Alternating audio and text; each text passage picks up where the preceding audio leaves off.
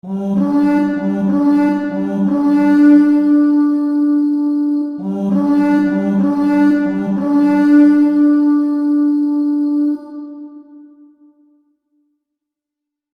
ladies and gentlemen, welcome back, and I am Templar, and today for this video we are actually going to be looking into the forgotten history on the Pride flag. Now in truth, I don't like to call this the Pride flag for 1,000,000 reasons, but the biggest reason is because of the fact it's technically not exactly a Pride flag. I hear you already. Templar, why would you say it's not a Pride flag?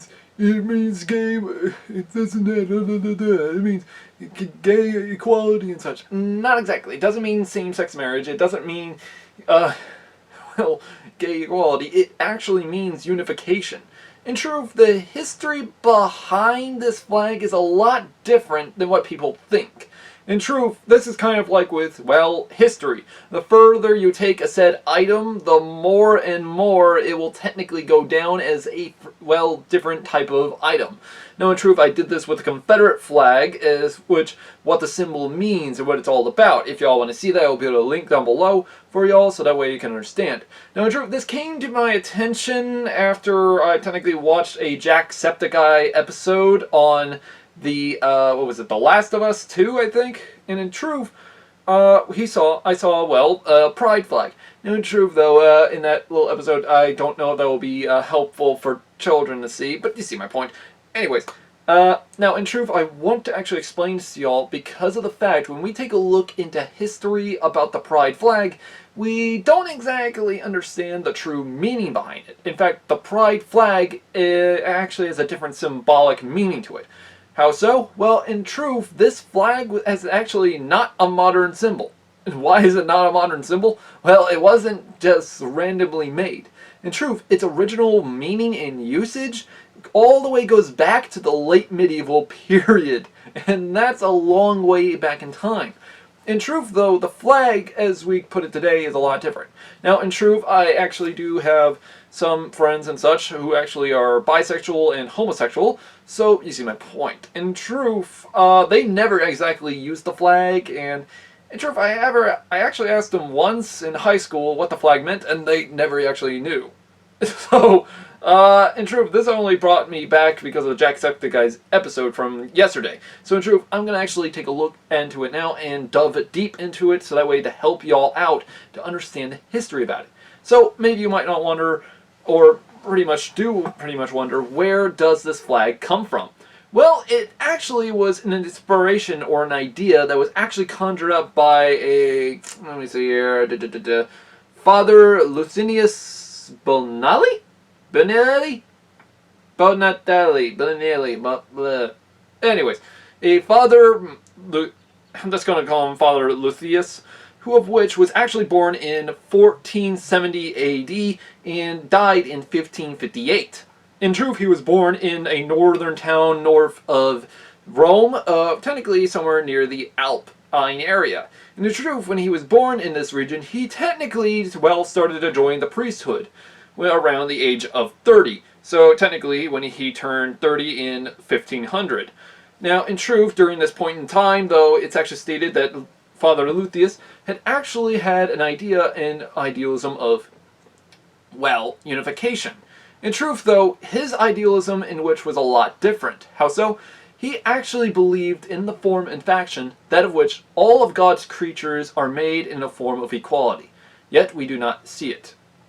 Now, those were technically one of the forms of his words in stating that God made you the way you are. So in doing so, you cannot exactly exist the way you want to be. In other words, he's stating the following, that if you, say, are a poor person and in the process steal from the rich, you're technically becoming a criminal like them. So, it's kind of fucking hilarious, actually. And in truth, we can actually see this in the historical forms in history. Now, I hear many of you homosexuals and such, and all that and such, and you're asking me, Templar, is this really true? Well, in truth, yes. In fact, this actually is really awesome to understand. Now, in truth, though, while understanding of how old this person was, when he came to the age of 30, he actually stated the following behind this is because he saw such disunification in Italy. Now, what do you mean by that? Well, in truth, if any of y'all have ever played Assassin's Creed, for example, like Assassin's Creed 2, Assassin's Creed Brotherhood or whatever, you pretty much see what I mean. Italy was technically divided by pretty much everyone. In other words, this city was attacking this city, the Venice was attacking Rome, yada yada yada, get to my point. So in doing so, it's actually stated that Father Lucius actually came up with an idea to actually stimulate the following, that Italy is technically on the verge of destruction. And in doing so, he even stated the following by pointing to a rainbow, stating that God's nature is the nature of the people. God created the heavens and the earth, and created you. How are you to actually force a man to be what he is and what he is not? Kind of a good explanation of stating the following. He's stating, you are a son of child of, well, God. And in doing so, you're created the way you are. If you're created a peasant, and you want to become a rich person by forcing a rich person to pay you or something like that, then in truth, you don't deserve it. Meaning, if you work a hard life, you are ever rewarded. So it's kind of like stating the following, well, I'm going to work the rest of my life being a hard laborer, and I'll get something out of it in the end. In truth, it's kind of like a good for type of version of karma, if you think about it. Now, what do I mean by that? Well, in truth, it's like this. Say, for example, you're, say, one of these radicalistic idiot protesters today that are technically attacking people for no reason and forcing them to change. See my point? And in doing so, you get a karma of being put in jail for the rest of your life. You see my point? Now, in truth though, it's actually stated that Father Lucius actually stated, God created this form of life, this rainbow here. In doing so, he brought forth a light on which we as humans must understand. Can this rainbow survive without the other colors? No, it cannot. Now, many of you might not understand what that means. In truth, he's stating the following, without the peasants, there would be no nobles. And without the nobles, there would be no peasants. Meaning, both sides need each other. And this was during the time when Italy was going through major reforms. And in doing so, they were technically dividing each other. It's even stated that Father Lucius even spoke with none other than Martin Luther, and of which, this is actually really impressive, of which Martin Luther was even inspired, and later on documented his own idealisms in, well, north of Italy. Now, many of you might not wonder anything about this, or pretty much do wonder on something about this. How did he do this, and why?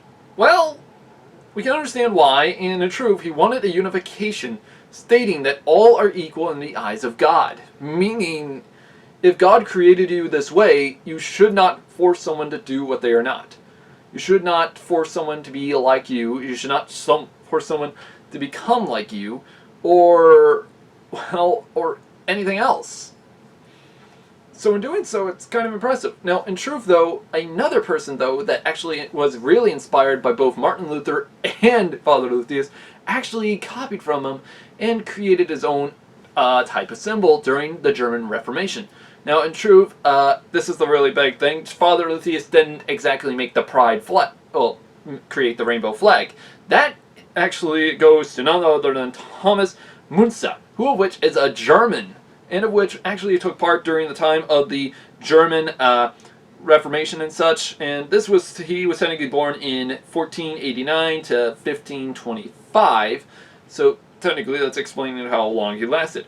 In truth, he was against the late, well, feudal period. He was against these Reformation. He wanted to reform the forms of, well, this period in time. Meaning, he was with the peasant revolts is the thing. And in truth, that's the thing. During the peasant revolt, that's where we see the rainbow flag. However, the flag originally looked like this. You know, that's the thing.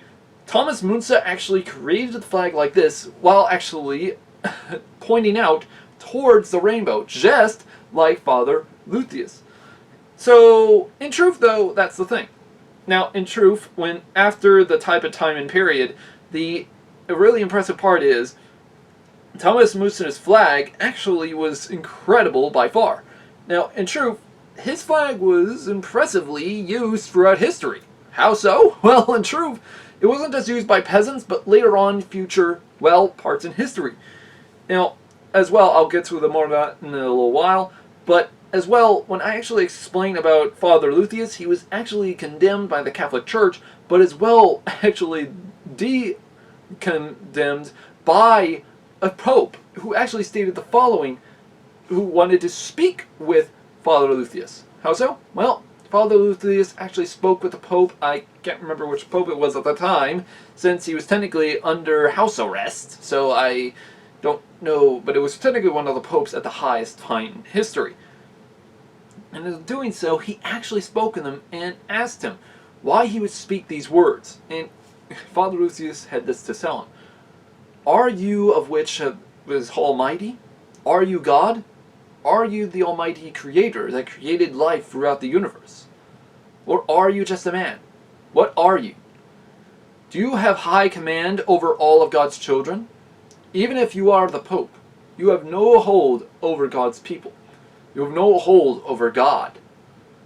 Now, in truth, he's trying to tell him that you are just a man. That's one way to explain it to a Pope. The Pope was actually delighted by his words, and even stated what, and even asked him again why he would actually state this. And he stated, corruption is in the hearts of man. And how will man actually remember themselves above the word of God or below it? He even stated that God created them to be all equal, but only because of the word of man they are not. And true, that's actually really impressive. And in doing so, it's actually stated he actually hated, despised nobles that actually, well, hated or oppressed the peasants. And as well, it's actually really impressive because Father Lutheus even went on to state the following, that a nobleman is not above the word of God nor above the law. And in doing so, if you force yourself upon the peasants themselves, they will in the process despise you. He created a hell of a form in history. And as well, actually, a family friend known as the Luminus. I can't remember this. This guy's hard. I mean, he was hard to spell, and it's in Latin. So yeah. Anyways, it's Luminus Terumili. You see my point. Anyways, this family man actually put a type of symbol, all are equal, above his house. And this is really cool because he put this symbolization above his house with a rainbow style like flag off of his, well, his friend's Father Lutheus's words. He wanted to actually explain that all are equal in the eyes of God. And as which this rainbow flag had Italian writing on it, or I believe Latin writing, I can't remember which one it was, but in doing so, it stated the following, all are equal in the eyes of God. And in doing so, using that rainbow design colorization, stating that all are equal in the eyes of God. So in doing so, it was a unification type flag. And in doing so, this flag was actually surprisingly used during the Italian Reformation, or the Italian Unification. And in doing so, the Italians actually used it and made, well, Father Lutheus actually a saint in 1871. 1871. However, that's the thing. He stated he did not want to be known as a saint. He did not want to be known as a statue, but only by the words that he had spread so that people can learn from it. Now, in doing so, though, that's the thing. His words did spread like a wildfire, and that actually brings us back to none other than Thomas Müntzer, who of which created this flag, and in doing so, stating the following, that all are equal in the eyes of God, but those that view themselves higher are not. Now, in true, he was technically a radicalistic, crazy nutcase, I guess you could call him like that, because in truth, he technically despised nobleistic idealisms, however, even though he was a nobleman. But in truth, he stated the following, I'd rather be a peasant than ever be a nobleman. If I become of which I have already held dear, I'd rather die as a peasant than a man of riches. And in doing so, his word really got out in history. And in truth, the, well, rainbow flag was later on seen in countless peasant revolts, and later on even seen somewhat in the English Civil War, somewhat. However, it later on was, well, decreased. Now, in truth, why was it used in the English Civil War? By any chance, you might ask? Well, in truth, the reason it was used in the peasants or the English Civil War was actually because, well, parliamentarians versus the royalists. Now, if none of y'all know history, the royalists stood with King James, while the parliamentarians stood with Parliament. Parliament created their flag, the rainbow-colored flag, to show that all are equal under God, while King James used his version, of which was slightly different. That actually showed all are equal under the gods of king. So, in other words, stating that God anointed him as king. Now, in truth, that sounds a little messed up, but in truth, it's kind of, well, a little odd in history books. But the weird thing is, we don't actually see this in modern history books a lot, because people have actually rewritten history so many times, it's not even funny. And in truth, though, that's the point. Now, when this type of flag was created, though, the parliamentarians technically made the flag, but then the flag was used on against them during the Jacobite rebellions in the 17 and 1600s. However, though, that's my point in history, and which will later actually be used by none other than the United States in the American Revolution. That's right, during the American Revolution, it would actually be used, of which used by American, well, people. That's right, the colonists. They actually used the flag as a symbolization against forms of tyranny. Now, why would they do this? Well, in truth, they actually stated the following. On the flag, that it states, this is really cool, because it's actually stated that all are equal in the eyes of God. Kings are not above us. That is actually really cool. So it's technically stating that the colonists are equal. Now, in truth, this flag was only used in the early years of the war. In doing so, like the early rebellions, like, say, before Lexington and Concord, or sometime after which, or somewhat before, America viewed itself as its own nation. Which, if you don't understand, America technically didn't want to become its own nation until a certain point in period. So, in truth, though, it does make a good explanation to it. Now, I do actually want to explain to y'all, though, during the American Civil War, this flag was also used as well. I hear y'all already. Templar, the flag was used in the American Civil War. Yes, on both sides by point and chance. In truth, it's actually stated that the South used their version that actually stated no rights without representation.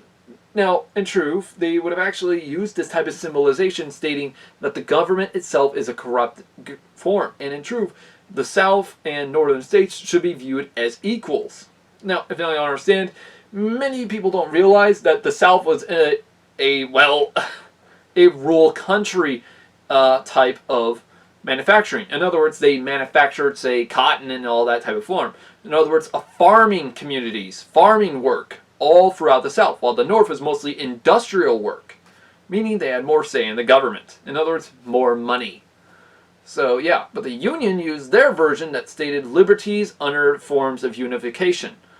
Now, in doing so, these were both written on a form of, well, rainbow-style colorization.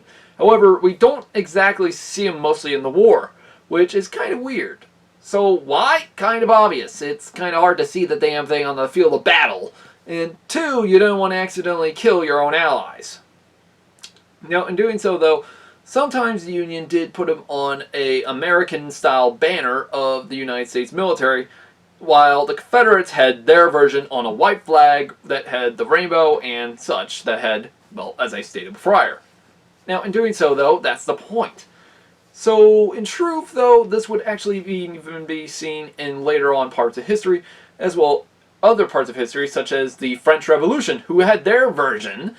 However, it was technically of the French, modern French flag with the, instead of the red, white, and blue, it was technically, I'm going to say yellow, red, and I think purple? I don't know. Because there are different versions of it during the French Revolution. In doing so, we get to understand why, because technically different groups. So, yeah. Now, in truth, the unification flag was technically altered so many times in history, we don't actually know what its original form was. So, but me, I always look at this one and believe this is the original form, so yeah. However, though, that's my point. By the point in time and period, after the Italian Reformation or the Italian Unification, the flag was still being flown. And as well, the statue of none other than Father Licinius was still holding it, actually. In fact, it actually showed him holding a flag of the said manor, that of which was created by none other than Thomas Müntzer. However, this is actually the really messed up part, because after the years in history, though, it was actually destroyed. What do I mean by destroyed? Well, in truth, we can actually take a look at history by somebody from Italy, known as none other than Benito Mussolini. If you don't understand who he is, he's technically the dictator of Italy during World War II, and of which was technically led the Socialist Party of Italy. Now, the Socialist Party of Italy was technically the Fascist Party, of which technically that's what socialism led to. The same can be said with Adolf Hitler, who allied himself with Mussolini. In truth, Mussolini even stated the following about the rainbow flag, or the unification flag. He stated that Italy must be strong and sturdy. It needs no form of showing its colors of unification, but show itself as an empire against any that of which stand before it. In other words, damn your idealism of liberty, let's this become an empire and become a dictatorship. Of which, if we know from parts in history, well, that's what happened. Mussolini became a dictator, and in the process, well, yeah, you can see what actually happened there. In truth, that's what led to the destruction of the said flag and our forgotten idealism of it. So in truth, though, Mussolini, you jackass, you technically ruined a lot. You know that? However, though, that's my point. But this is really cool, because in the 1800s in the United States, this flag was being used for something else. It was being used as a form of civil rights act for women, and later on for the, well, workers' rights, showing that we are all unified. We are a symbol of unification that cannot go away. Meaning, you could try getting rid of us all you want, but we are all true humans. This would later on be seen by none other than Martin Luther himself, stating the following, that we are unified by this rainbow flag that symbolizes us that we are not just one color, not just one color of all, but of which unified because God made us this way. Without one, we are nothing, but with together and strong as whole, we are something. Now, here's the thing. Think about that. That's Martin Luther King stating that about the rainbow flag. And here's the thing. The flag is still being mentioned. The rainbow is still being mentioned as a form of unification under God, just as Father Licinius stated. This is really cool. In fact, I like the fact that the flag was technically being used in the Civil Rights Act. Problem is, we don't actually get a good photo of it because, well, yeah, you see my point. Black and white pictures, you see the point. However, though, during the modern day-to-day versions, I can hear many already, but simpler, how can we now view it as a pride flag for homosexuality? In truth, that's actually because of the 1980s and 90s, there was a massive televised version of homosexuality being used as, well, the form of the unification flag, in which a homosexual speaker known as David Hermanos, anyways, David Hermanos, I'm just going to pronounce him as that, I'll just call him David, in which it's actually stated that he actually stated the following, that we are unified by in which God made us. God did not told me to be straight. He told me that of which I am to be like this. In truth, though, he was technically booed out of the area at the time because, well, you see my point. However, though, that's the thing. The flag is not a symbol of a station of pride. In truth, even David Herminius even stated the following, that it's not a symbol of pride. It's a symbol of unification against injustice. And this is from a homosexual, ladies and gentlemen, who is homosexual and even has his own husband. And here's the thing. He states that it's a symbolization against injustice. But nowadays it's being used by a bunch of left-wing idiots that don't know what the hell the thing even means. It's not a symbol for pride, it's a symbol of unification. It's a symbol for peace, that all are united under its banner.